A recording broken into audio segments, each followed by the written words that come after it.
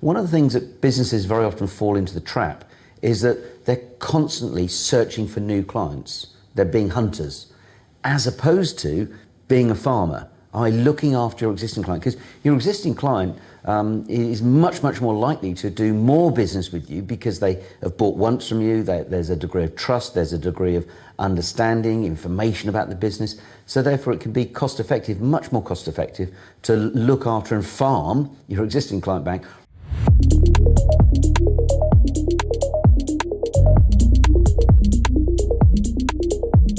Is AI access to information, or is it artificial intelligence? And I think one of the things that we have to be careful of is not to lose that authenticity when using AI in dealing with customers, because it's being generated potentially by a different set of programs, algorithms and inputs, which sometimes can come across quite stifled and stunted. So I think it's a real challenge not to use that human touch, because at the end of the day, we're looking for a genuine user experience with customers.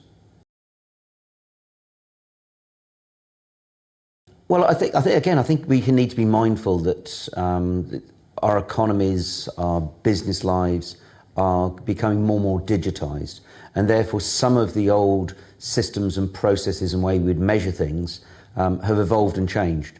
So I think that as we need to adapt our business lives to a digital environment, I think we also need to look at how do we do that in terms of measuring the user ability or user experience, so that the two are in sync. So perhaps you're not going to want to get feedback by sending out physical bits of paper if someone's an online customer.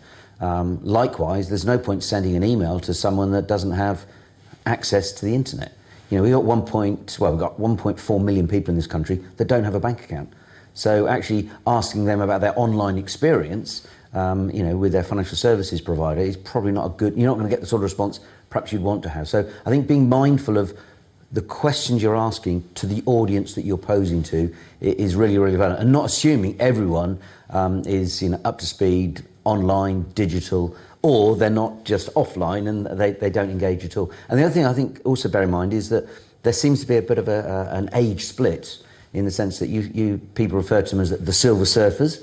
Some of the sort of slightly older people in society are actually very digitally engaged, because they're doing it all the time. That's their interaction with the world. Yeah.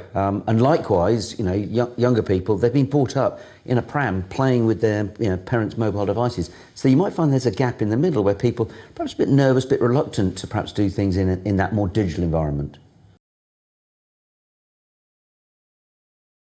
Again, I think it comes down to this whole topic of education and to a degree communication. What are you trying to achieve? And the people that you're engaging with, do they really understand the objectives of the exercise more than anything else?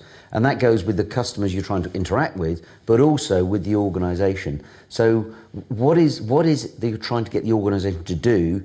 Are you looking to attract new customers? Are you looking to look after existing customers? Are you trying to change the type of customers? And I think one of the things that businesses very often fall into the trap is that they're constantly searching for new clients. They're being hunters, as opposed to being a farmer, looking after your existing client. Because your existing client is much more likely to do more business with you because they have bought once from you. There's a degree of trust, there's a degree of understanding, information about the business. So therefore it can be cost effective, much more cost effective, to look after and farm your existing client bank, rather than constantly looking for new customers and building that retention, that loyalty. We've seen all sorts of loyalty schemes that have been introduced to look after existing customers. So maybe we can learn something from very traditional, basic sort of loyalty type schemes that can drive profitability for the businesses going forward.